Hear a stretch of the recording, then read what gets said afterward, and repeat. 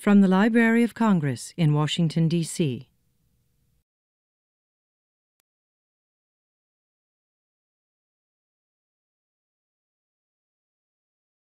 My name is Martha Kennedy. I'm a curator in the Prints and Photographs Division, and it's my pleasure to welcome you to the 2014 Swann Fellows Lecture today. This program is sponsored by the Swann Foundation for Caricature and Cartoon and the Prints and Photographs Division. The Swann Foundation is one of the few that provides support for scholarly graduate research in the field of caricature and cartoon through annually awarded fellowships. It has been an important part of the library's graphic arts program since 1977. The foundation underwrites a broad array of initiatives relating to caricature and cartoon. These include preservation and processing of the library's collections of comic art, development of these collections, related public programming, and many of the exhibitions in the Graphic Arts Gallery in the Jefferson Building. Today's speaker, Erin Corrales-Diaz, is a PhD candidate in art history at the University of North Carolina at Chapel Hill, where she has been focusing on the art of the American Civil War and Reconstruction period. Her dissertation, entitled Remembering the Veteran, Disability, Trauma, and the American Civil War, 1861 to 1915, examines the complex ways that American artists have attempted to interpret war-induced disability after the Civil War. Erin recently completed a fellowship as the Joe and Wanda Korn Pre-Doctoral Fellow at the Smithsonian American Art Museum and has received other impressive awards.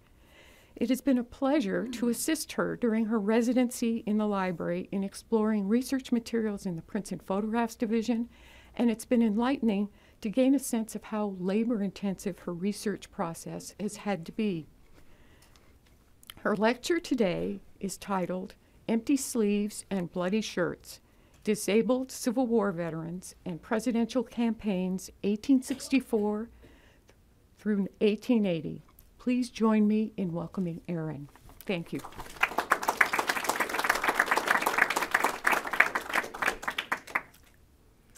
Thank you, Martha, for that kind introduction. And I'd also like to extend my thanks to the Swann Foundation and the rest of the Prints and Photographs Department for granting me this opportunity to share my work with you all today.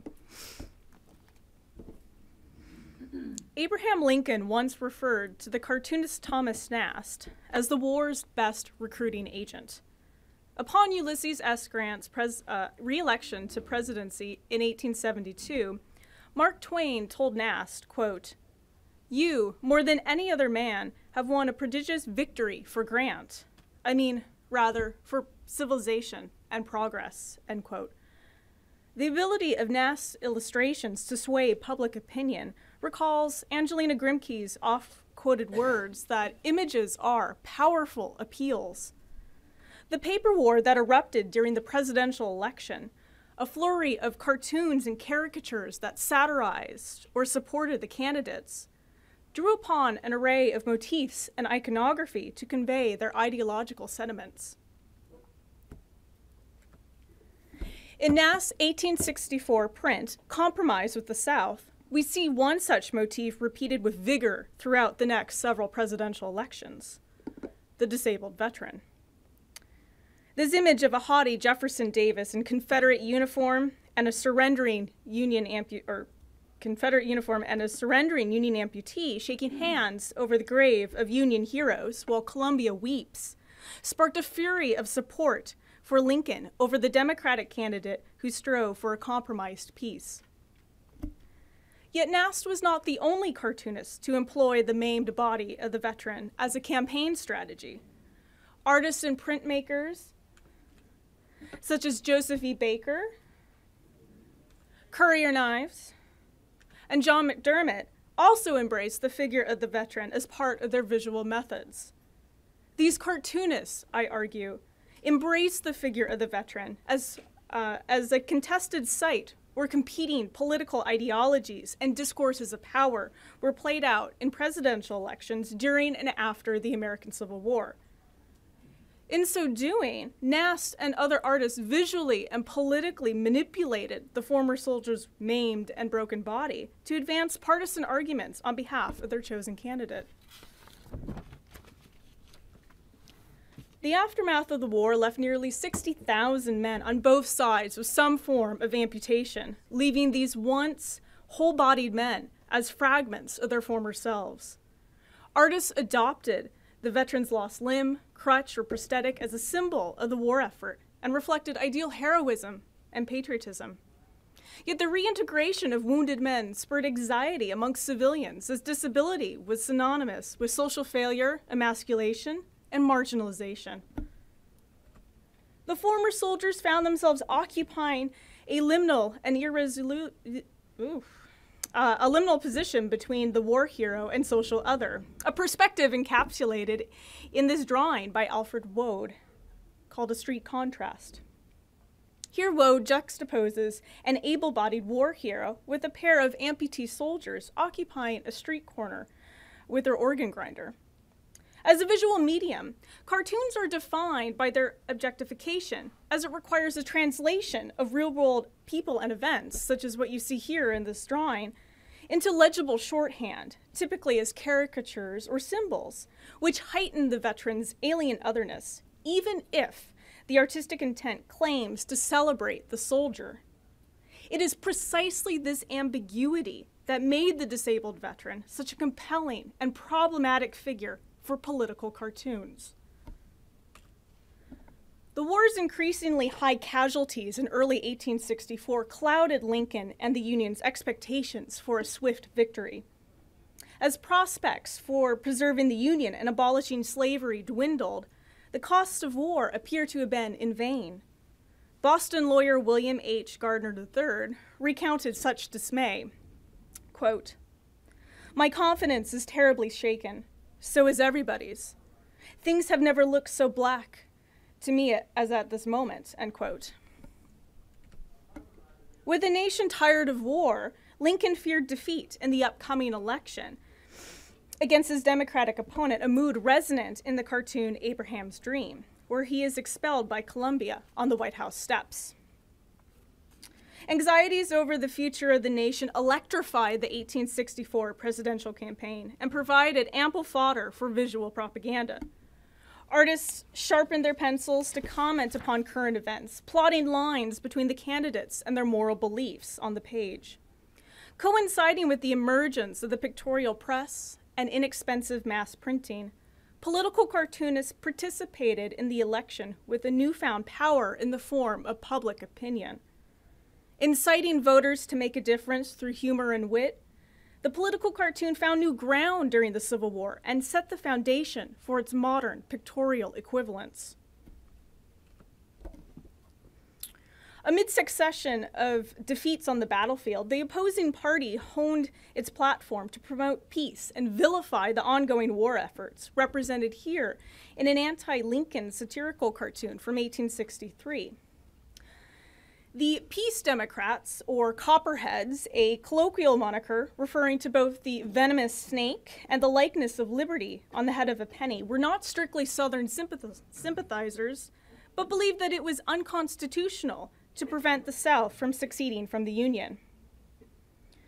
Furthermore, the Copperheads blamed the abolitionists for igniting a war, as they felt emancipation was not worth the effort of a sectional conflict. A Democratic broadside highlighted the party's platform, arguing that if one voted for Lincoln and the Republican Party, quote, "you will bring on Negro equality, more debt, harder times, and another draft, universal anarchy, and ultimate ruin." The Democrats countered this, promising to reestablish the Union in an honorable, permanent, and happy peace.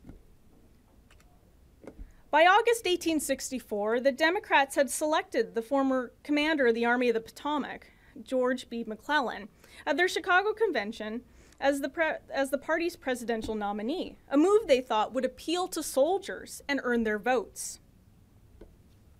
For the soldiers who fought, were wounded, and saw comrades die, however, negotiating the terms of peace with the Confederacy was an unsettling proposition, because it would effectively render their services and sacrifices invalid. One soldier at the Army Square Hospital declared, quote, "I have lost one leg, but I would lose another too before I would ask for any peace except by conquering the rebellion," end quote. The Union soldiers needed a voice, and Thomas Nast provided that with his sensational Compromise with the South. When the print appeared in Harper's Weekly, it aroused such public fervor that the magazine sold out and the publisher needed to issue another run. And Nast's timing could not have been more impeccable. Not only did he strike a critical blow to the Democrats during the first few months of the election, but soon after Harper's released the issue, word came to Washington that General William T. Sherman had landed a victory in Atlanta. Suddenly, the Republicans had a chance to re-elect Lincoln. The triumphal success of Compromise with the South speaks not only to Nast's ability to convey emotion, but also the introduction of pivotal figures, namely the amputee veteran, which would soon become a mainstay in his visual repertoire. In Compromise with the South, Nast has opted for an arched, single-page view so as to highlight the central figures of Jefferson Davis, the faceless Union veteran, and Columbia, the personification of America. Davis steps on a grave marked in memory of our Union heroes who fell in a useless war and breaks the sword of Northern power. Let's see, go right there. His pistol and sword hang suggestively from his CSA belt, and he clasps a cat-o'-nine tails that runs parallel to his outstretched arm dangling over the grave. Nast suggests that to engage in peace negotiations with the South would be to embrace a type of manhood associated with chattel slavery and violence. In contrast, the body of the Union soldier bears the effects of the South's weapons. His left arm is bandaged, and he has suffered an amputation at his right thigh, a dangerous and often fatal procedure. His entire body posture, with his slumped shoulders and refusal to meet the Confederates' gaze, can be interpreted as despondent and humiliated.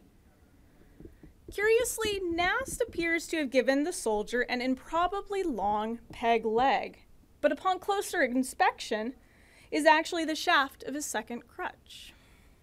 So, just to reiterate, there, and that's that crutch. Such an optical illusion is a deliberate act by the artist to accentuate the soldier's bodily loss rather than remaking his body whole. The antiquated prosthetic recalls the nascent artificial limb program for wounded veterans and a lack of acceptable anatomical alternatives or resources for recent veterans and amputees. Peg legs, as in this 1820s British print, have long been regarded as symbols of charity and social failure. The inability to work on account of a war injury prompted fears for both soldiers and the civilians that would need to support their welfare. Participation in the workforce equated to fulfilling pre-war societal conceptions about manhood and normalcy. In this way, the peg leg embodies fears about emasculation, especially when contrasted to the physical prowess of the Confederate soldier and his phallic implements. Nast's refusal to mask the Union soldier's disability forces the viewer to contend with their socio-economic anxieties over war-induced injuries and ponder the post-war fate of Union veterans. Using the disabled body as an emotional conduit, Nast channels the veteran's dual nature as a war hero and social other into a rallying cry of support for the Union. The background approaches apocalyptic proportions with burning buildings, rubble, and piles of faceless corpses. A fallen beam and partially collapsed wall that lies beside the veteran indicates fallen support for the North and ineffective systems for the disabled veterans of the war. So, this particular beam here. In the middle ground, a member of the U.S. colored troops and his family have been forced into bondage, which you see right there. And the soldier's supplicant posture recalls the well-known powerful abolitionist symbol, "Am I not a man and a brother?" Beyond the African-American family grouping, barely visible amongst the chaos, hangs a lynched figure, which you can see, oops, right there.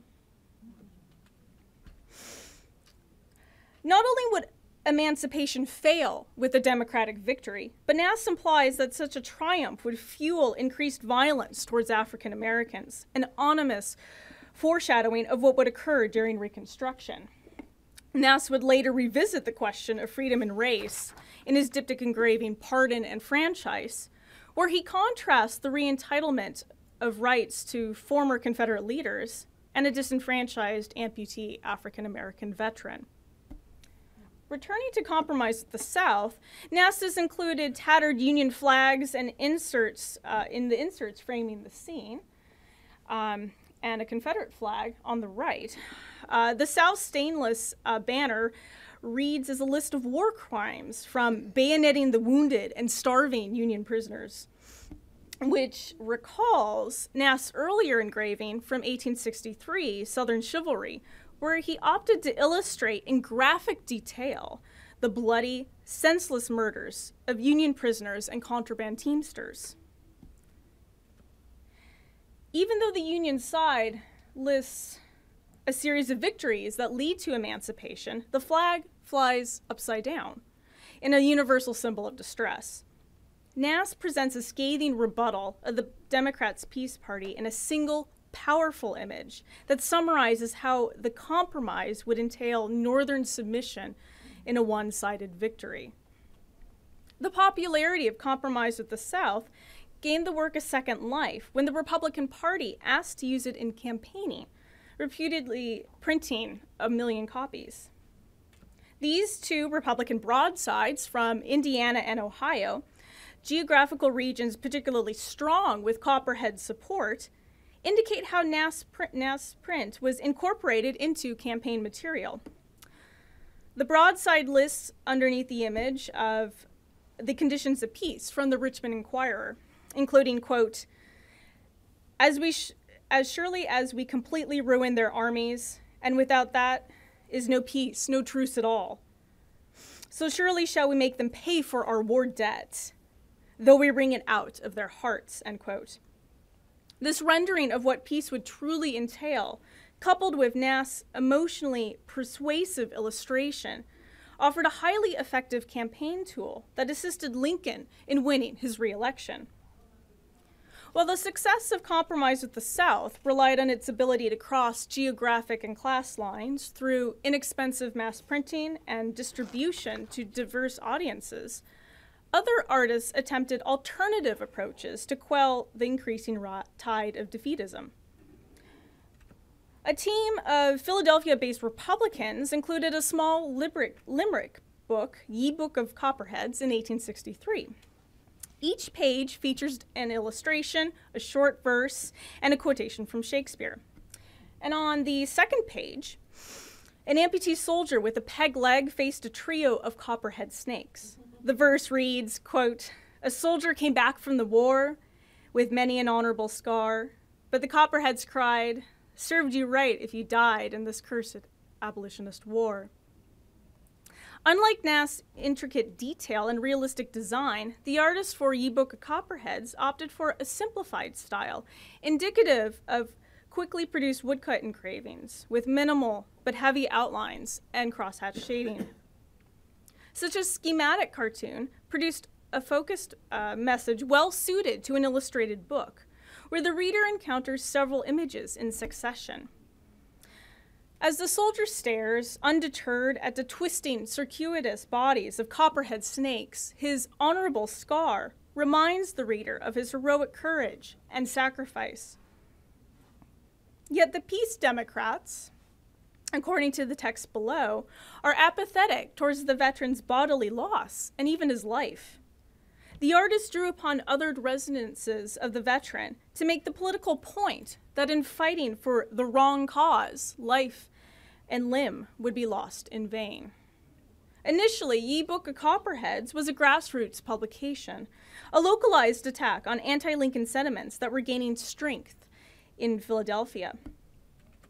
A broadside from the city declared Pennsylvania a border state and promised invasion, anarchy, and despotism if McClellan were elected.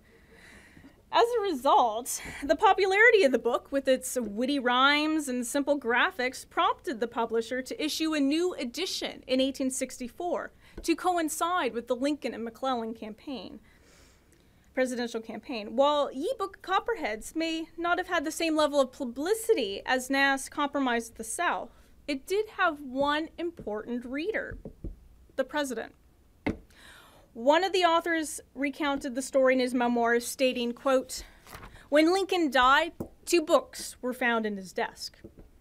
One was Letters of Petroleum v. Nasby by Dr. R. Locke, and my book of Copperheads, which was later sent to me to see in return. It was much thumbed, showing it had been thoroughly read by Father Abraham," end quote.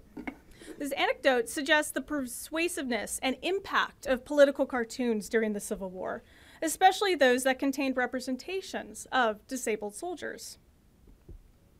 Of course, the Democrats had selected McClellan to be their presidential nominee, largely on his military service and positive reputation in the Army. Joseph E. Baker's How Free Ballot is Protected is one of the few existing pro-Democrat cartoons, and notably one that showcases an amputee veteran. At the voting booth, a disabled soldier missing an eye, a leg, and part of an arm holds out his ticket for McClellan.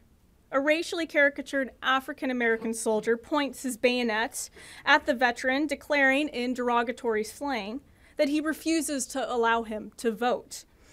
The soldier replies, quote, "I am an American citizen, and I did not think that I had fought and bled for this, alas, my country."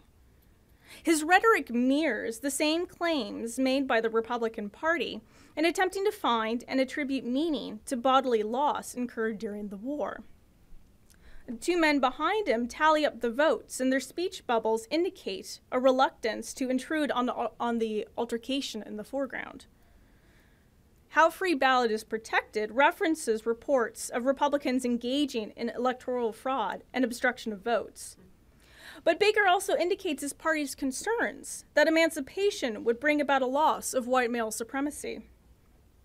In the space of the cartoon, Baker illustrates this anxiety by rendering the disabled soldier powerless against the able-bodied African-American contraband. Contrary to Republican examples of one-legged veterans, Baker depicts his former soldier with an excess of wounds, a one-eyed double amputee. His melodramatic states incite sympathy for the veteran and appeal to voters to maintain his status as a war hero. Yet his extreme corporeal loss also signified to the Democrats the dismemberment of the body politic upon Lincoln's re-election through the severing of inalienable rights and ethical blindness. Unfortunately for McClellan, he failed to see how his association with the Democrats' peace platform would alienate his former soldiers. Currier and Ives explored McClellan's divided position in The Political Siamese Twins, where the general is anatomically tied to the peace Democrats. There. As McClellan listens to his political advisors, one wounded soldier declares, quote, "Goodbye, little Mac, if that's your company. Uncle Abe gets my vote." Similar sentiments were voiced in the Army Square Hospital Gazette, where one former Democratic soldier noted that the rebels cheered for 2 hours after learning of McClellan's nomination, prompting him to consider casting a vote for Old Abe. Soldiers clamored to vote either by absentee ballot if they were on the battlefield, or they hobbled on their crutches to the voting booths, as illustrated here in a page from Frank Leslie's. Ultimately, Lincoln's victory resulted from a successfully run campaign that rendered the Democrats as traitors, in part due to the efforts of political cartoonists. Not only was the Lincoln-McClellan presidential campaign representative of how ephemeral popular culture would henceforth become a permanent fixture in modern American politics, it also introduced the disabled Civil War veteran as a new social type in the body politic. During the 1864 election, soldiers' war wounds challenged closure, offering a visible reminder of the government's failure to prevent conflict. Within the space of the cartoon, the disabled veteran's position as war hero becomes contingent on the public casting the right vote for president. To elect a leader would negate their sacrifices and injuries, would forfeit the veteran's right to be a military hero and cast them instead as a disabled pauper or worse, a traitor. Such fluid transitions between dueling ways to construct social identity indicate the instability of the veteran's position and that the meanings attached to their bodies were far from static. While the war was over, the plight of the wounded veterans persisted, and Nast revisited the topic while ridiculing Lincoln's successor, Andrew Johnson. In his 1866 cartoon, Andy's Trip, which consists of 20 vignettes and extracts from Johnson's speeches that demonstrate his ineffective leadership and critical perspective towards the South. So to the left of the central tondo, caricaturing Johnson as a pious saint, Nast declares that Andy forgot our soldiers and sailors, interspersed between related vignettes. So right here. The first scene, which I know these are sort of hard to see, it is, as with most of Nast's illustrations, it is in the marginalia that we find some of his more violent and provocative imagery. The first scene shows the dying and prostrate wounded reaching out for an unattainable flag, right there. While below in the second panel, crouch emaciated Union prisoners of war. And the next scene depicts an interior of a hospital with soldiers displaying various degrees of disability, from a head wound to a double amputee. The final panel, relating to the veterans, offers a glimpse into local politics, where a one-legged amputee casts his vote for the soldier's friend, or the Republican incumbent governor of New York, Reuben Fenton. In Andy's Trip, Nast referenced the soldiers' lost lives and limbs to criticize Johnson's failed Reconstruction policies, a political maneuver of flaunting the memories of war before the public, later known as waving the bloody shirt. Johnson, the incumbent president, had alienated the majority of his Democratic Party and failed to obtain the nomination to run for a second term. In the 1868 and 1872 presidential elections found cartoonists and demagogue politicians alike waving the bloody shirt in an effort to elect General Ulysses S. Grant against his opponents. A fraction of the Republican Party had become disillusioned with Grant's first term as president to split to form the Liberal Republican Party. They advocated ending Reconstruction by removing continued military presence in the South, a policy that led the Democratic Party to endorse the Liberals' nominee, Horace Greeley. Previously, Greeley had been a staunch abolitionist as the editor of the New York Tribune, but now he was in league with the same political party that sought to preserve the South's peculiar institution.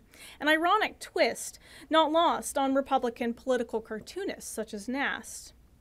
He refused to see the opposition as anything but a regression into immoral social values of racism and violence, evident in his unflattering portrayal of Greeley's association with the Southern Democrats in Let Us Clasp Hands Over the Bloody Chasm. Grant's re-election campaign in 1872 against Greeley found cartoonists utilizing the established visual rhetoric from previous elections and embodied war memories in the form of disabled veterans. One such illustration, Bringing the Thing Home from Harper's Weekly, encapsulates Nast's incendiary approach towards Greeley and his proposals for Reconstruction. Nast places the setting in the South among a ruined and rubble-strewn landscape. Greeley stands slightly to the left with his hands clasped around his rotund belly as he looks over his shoulder at a dilapidated house and its destitute inhabitants. The papers in his overcoat refer to his position as a newspaper editor, and one page reads as a title to a faux memoir, What I Know About Warfare by H.G. The latter, a reference to Greeley's 1861 experimental scientific publication, What I Know of Farming, was part of an ongoing joke by Nast in which he ridiculed Greeley for assuming authority and expertise in a variety of different areas. At the right, a mother and her children huddle around the remains of their house, while an adolescent looks outside at two amputee Confederate veterans. One veteran averts his eyes from the scene, and the other looks at the child with his eyes ablaze while he takes off his hat in a gesture of sorrow. To emphasize the South's misery, Nast includes a sketchily drawn scene over Greeley's shoulder right here, which, beside a lone standing chimney, which is evocative of the photographs taken by George Bernard during Sherman's march through the South, a small kneeling figure raises his arms in anguish. Underneath the image are Greeley's scathing words anticipating the devastation and agony Southerners would experience post-Civil War. One of Nast's most effective satirical cartoons, Bringing the Thing Home, strove to influence both Northern and Southern voters through depicting the war's ruination of body, hearth, and environment. The 1872 election was the first instance where all former Confederate states had been readmitted back into the Union, challenging the political landscape. As Grant's first presidential term had been saddled with fraud and corruption, his campaign for re-election required assistance by cartoonists like Nast to encourage voters and to ridicule the opposition. I would argue that Bringing the Thing Home is a subversion of Compromise with the South, a reworking of his popular cartoon for a new audience and campaign approach. Nast's catastrophic landscape in 1864 distinctly references the destruction of Northern industry and burning Southern cities, whereas Bringing the Thing Home is decidedly Southern, reveling in the aftermath of a blazing destruction. And instead of an African-American family disenfranchised and enslaved at the right, we have a Southern mother and her children subjected to abject poverty and homelessness. The South, debilitated and reduced to fragments, suffers on the part of the failure of Reconstruction and continues to exist in a state of war under the gleeful eye of politicians like Greeley. But in comparing Compromise with the South to Bringing the Theme Home, we find the amputee veteran in identical poses with only their uniform switched from Union to CSA. Whereas one is disheartened for entering into an unequal compromise, the other is forlorn for his eradication of his home. This is the first known instance of a Confederate amputee veteran being utilized to support national reconciliation and is indicative of a new political arena. The broken body of the veteran becomes part of a sympathetic maneuver to recognize the South's distress as part of a shared experience. The corporeal and environmental ruins embody the dual nature of war, of destruction and creation. Nast indicates that the South's fragmentation should be felt nationally and can be rebuilt into a modern democratic nation, a policy Greeley and his liberal Republican Party sought to prevent. It is Grant, Nast says, that has the power to finish reconstructing not only the South, but the Union as a whole. The cartoon had a wide-reaching geographic influence, as evident in this pro-Grant window display from Wisconsin. Tucked behind an array of small potatoes, which you can see right there, and a large one labeled Grant, is a fragment of Bringing the Thing Home, cut to showcase Greeley and the amputee veterans. So it appears right there. More powerful than the reduced circumstances of a Southern home, the maimed veteran's body represented the broken South. And the South responded positively to Nast's cartoon, and it was reprinted on a cover of a North Carolinian newspaper. The popularity of bringing the thing home prompted the Republican Party to once again use Nast's cartoon in its campaign posters. And the front of this 1872 broadside lists Greeley's amnesty record, which provides extracts from Greeley's speeches and editorials recounting his inability to grant the South clemency. On the back was Nast's engraving with slight changes in the text, instructing the viewer to look on this picture, and expanded the tagline to read, "Bringing the thing home," or reasons why the South should vote for Greeley. As with Compromise at the South, Nast appealed to public sentiment over inequality and political neglect by waving the bloody shirt, or in this case, the empty pant leg, which resonated with traumatic memories of war. Nast attempted a different tactic in his Who Are the Haters in an attempt to win Grant the veterans' vote. Despite the low profile of former soldiers and organizations like the Grand Army of the Republic, and repeated neglect on their affairs in the political front, veterans still represented a large body of potential voters. In the lower right-hand corner, Nast provides a clue as to the historical context of this cartoon. The words Pittsburgh, Pennsylvania, right there. During the months leading up to the election, the Republicans managed to schedule a parade and a convention for the pro-Grant Boys in Blue, an organization of Union veterans, 2 days before Greeley visited the city. The veterans endorsed Grant as a candidate of liberalism and progress, demonstrated by their montage of signs reading, "As we fought, so will we vote for the Union, and equality before the law for all men." Towards the front of the parade are 2 disabled veterans. One, with an amputated leg, is unable to hold up a sign as his hands clasp the crutches that he needs for stability and mobility. Yet, despite his condition, he participates in the event. And another veteran with an empty sleeve pinned to his chest, right there, marked as a badge of honor, carries in his only hand a large illustrated banner evoking the spirit of reconciliation. Part of the text reads, "The veterans weep, but do not hate." The empty-sleeved veteran, despite his injury, bears no ill will against his Southern brethren, and he exhibits the epitome of compassion and heroism upheld by the Republican Party.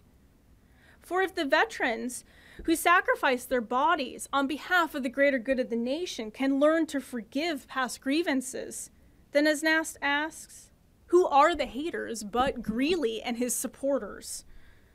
There were certainly anti-Grant cartoons that mocked his drunkenness and corrupt administration, but neither the opposing parties in the 1864 or the 1872 campaigns utilized the disabled veteran as Nast did for the Republicans.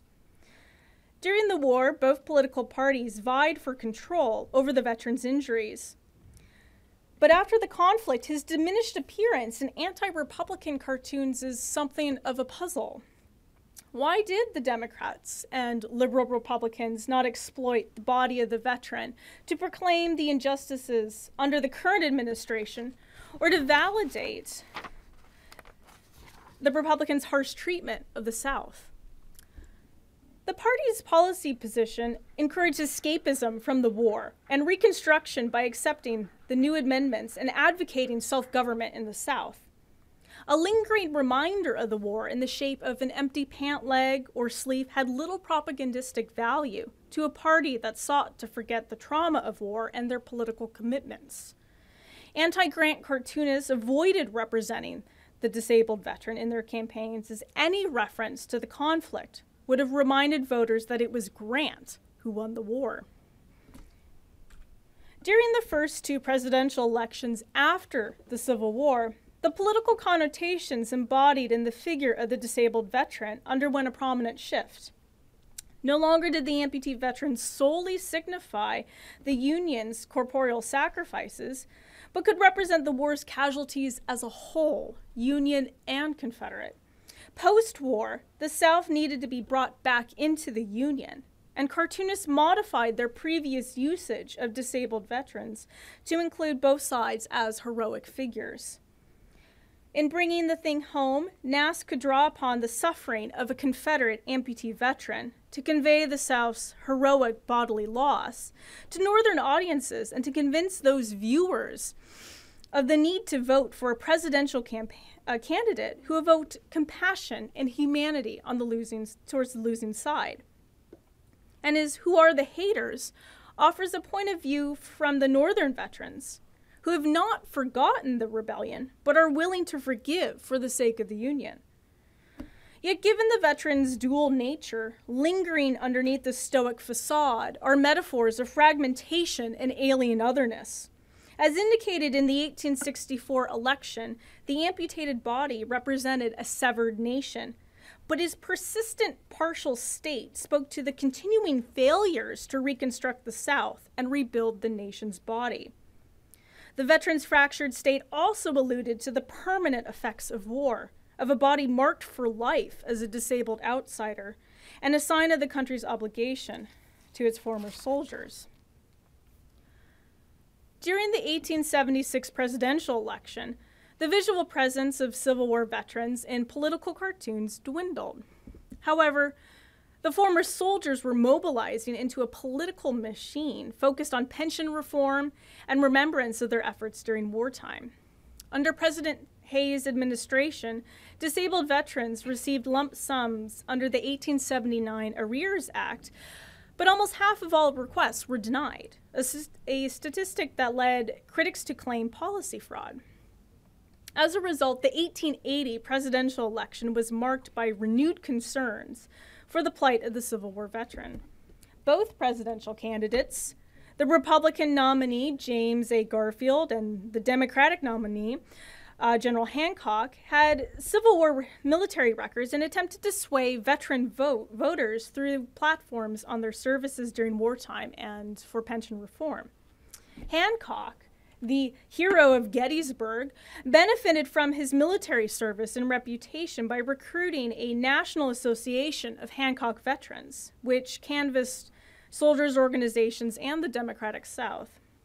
The association published a periodical, The Hancock Veteran, which featured a full-page engraving of Hancock on an 1863 photograph while he was in recovery from a war wound. While the publication circulated mainly among Union veterans, one former Confederate soldier repeatedly wrote to the Hancock veteran, quote, "We are willing now to fight for the Union." Since the 1868 election, Republicans assured party loyalty by waving the bloody shirt, using the war as a strategy to criticize their opponents for undermining the meaning of the conflict, and to remind voters of who quelled the rebellion. Garfield encouraged former soldiers to vote as you shot and cultivated the GAR, whose power and influence grew during the campaign. With such renewed interest in veterans and the war's lasting impact, cartoonists looked once again to the disabled veteran type. One cartoon created by an unknown artist explored the Democrats' attempts to win the veterans' vote. How Hancock will not get the soldiers' vote positions Hancock in the center of a scene, engaging with a one-legged GAR member, pointing to the Democratic headquarters and a couple of men behind him. The former soldier glances behind Hancock to see two unsavory figures, a former Confederate soldier and a Northern Democrat. The soldier replies, "No, thank you, General. I prefer to pick my acquaintances, and I advise you to do the same." The cartoon's message cites the political Siamese twins from the 1864 campaign. Regardless of how the party might strategize to win over the veterans by nominating a well-liked Civil War general, the Democrats were still firmly associated with violence and the Confederacy. The artist's decision to depict a Union veteran with one leg reveals that the veteran's broken body continued to carry the memory of the war, a shadowy ghost that the Democrats could not shake from their platform. The juxtaposition between able-bodied and disabled men also subverts preconceived ideals regarding bodily symmetry and moral character. For in this instance, the figure who showcases true patriotism and a principled nature is the amputee veteran, rather than his whole corporeal counterparts. Here, bodily difference that would normally connote negative portrayals of a dependent or weak social other becomes a stoic figure in the scene. This cartoon indicates a significant change in social attitudes towards the disabled veteran, a shift that would continue to grow in momentum throughout the next few presidential elections, culminating in the Reformed Disability and Dependent Pension Act in 1890. Political cartoonist's refusal to neglect and remind the public of his plight and sacrifice brought about an increasing awareness of his current social status. His lingering symbolic presence forced the viewing public to contend with the difficult and troubling memories of war, and to recognize the need for a continued commitment to the nation's veterans long after the signing in Appomattox. Notably, very few of the images of disabled veterans depict him with a prosthetic beyond a crutch or a cane, despite federal programming in place.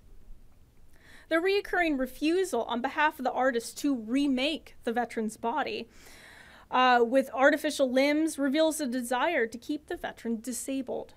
For a whole body would imply a perfect union, and his fragmented, maimed state had more political use broken than it did repaired. Artificial limbs erased the evidence of war, eliminating the traumatic reminders that political parties drew upon for demagogue rhetoric. Veterans' progress into able-bodiedness threatened the political institution established upon bodily hierarchies.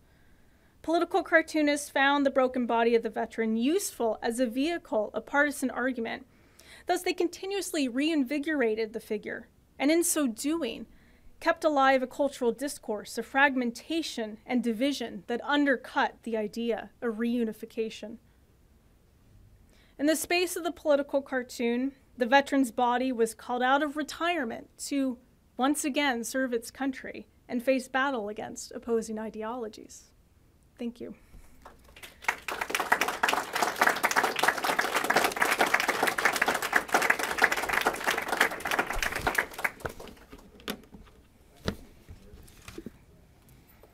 Thank you very much, Erin.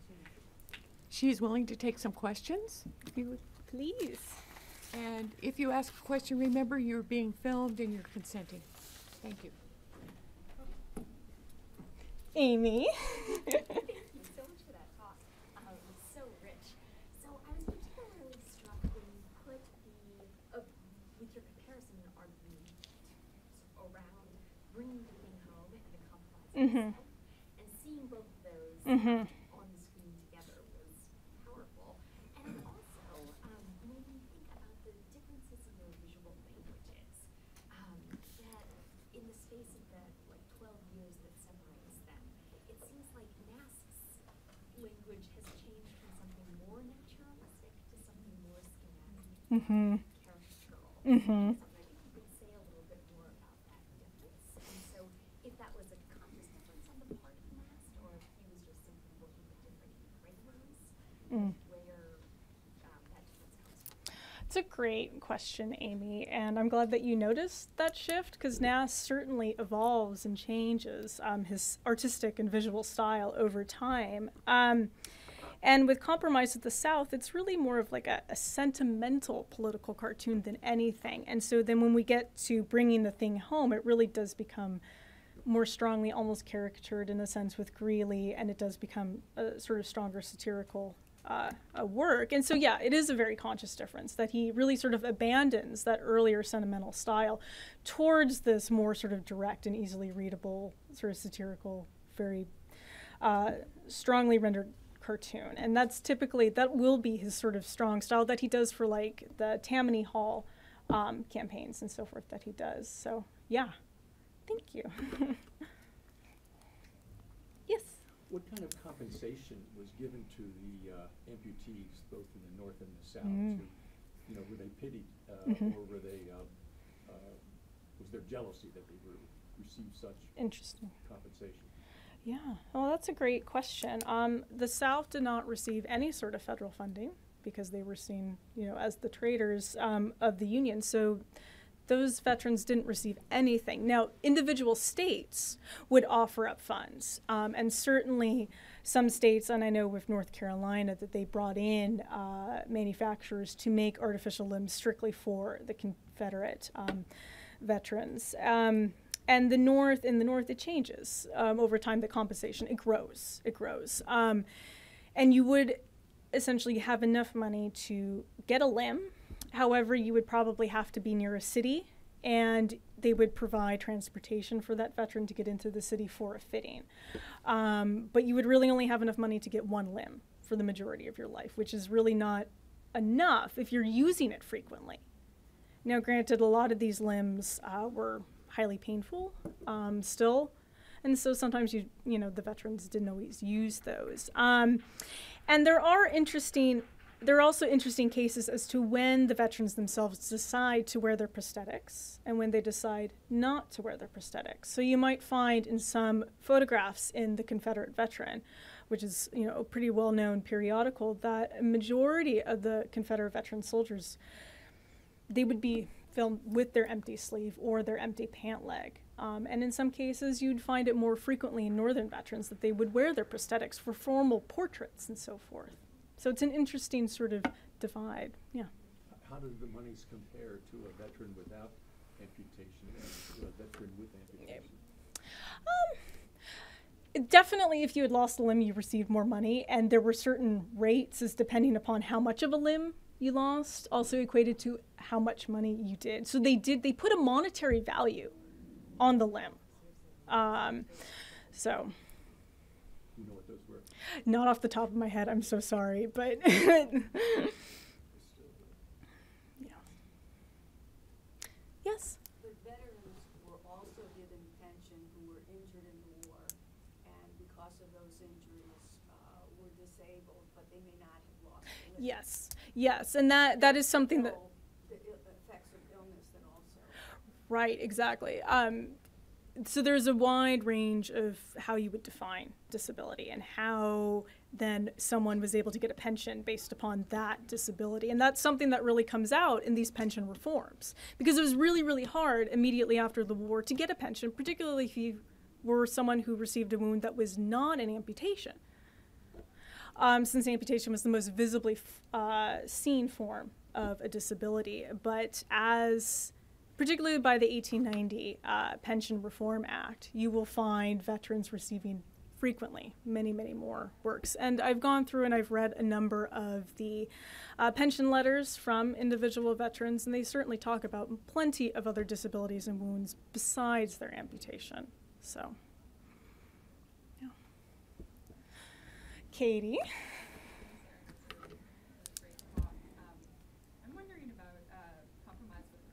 Yeah. If you considered at all the visual similarity between the composition of that picture and the figures in it and mourning pictures, which I don't know much about right. circulation in the 19th century, but right. To me there's a kind of resonance between the woman's position grieving over the stone, and those mourning pictures do also have a kind of patriotic resonance, since so many of them were made upon George Washington's death.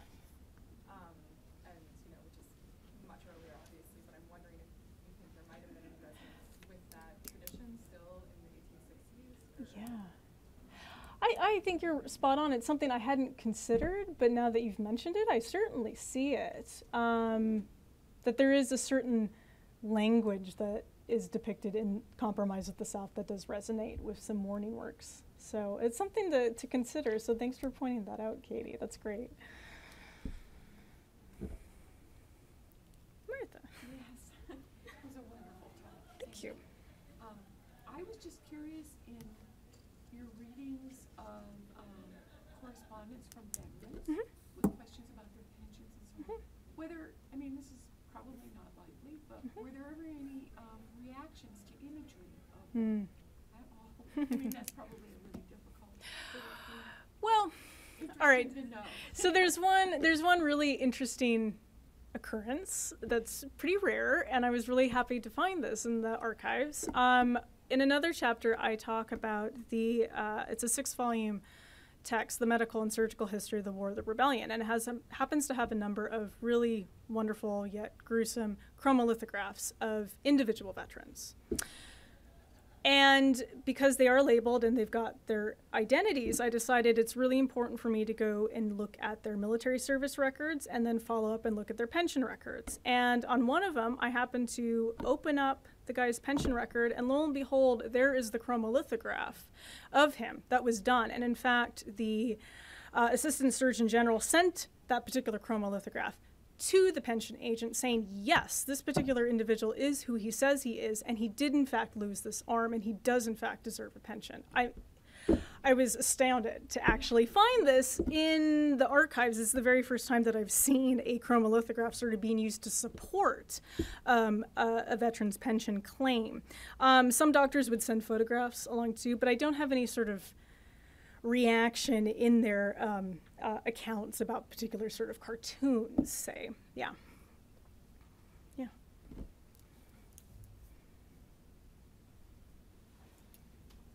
Oh.